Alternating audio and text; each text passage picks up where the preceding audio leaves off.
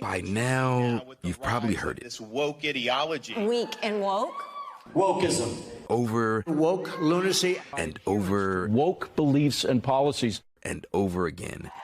Woke has become a charged political catch-all phrase, often used as a battering ram and a battle cry, and to many, a slur. It's almost another way of saying black. It's another way of saying the N-word. They weaponized the civil rights movement and said it was a communist movement.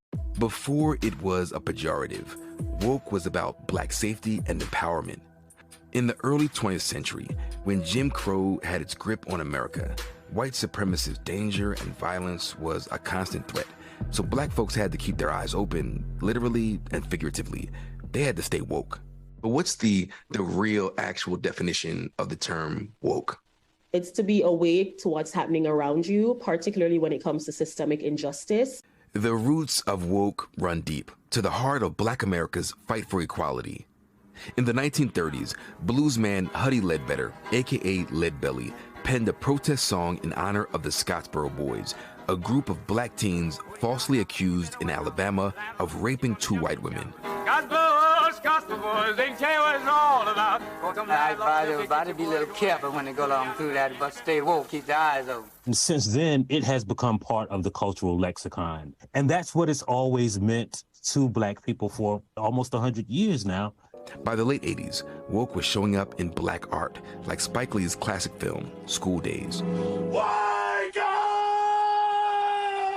And later, given new electricity by neo-soul artist Erykah Badu after the killings of Trayvon Martin and Michael Brown.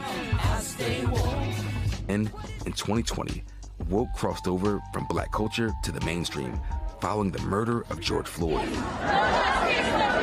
No one was talking about woke as much as we have in the last 2 years, right? This was in speak in the black community. I think there was a lot of terror in seeing what was happening in 2020, seeing the multi-racial, multi-ethnic coalitions of people who really rallied around like understanding more about anti-blackness, understanding more about systemic racism.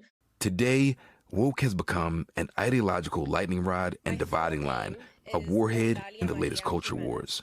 Once it became like political football, particularly as we see with the GOP, it seemed like a mass message went out. Wokeness is what we're targeting. They mean it as a slur, but the people who are for these policies, for these specific goals, who think that I want my children to learn about the history of this country and not just the white history of this country, that's not a slur to me. And if you call it woke or whatever you call it, I am proud of representing those things and I want them in policy.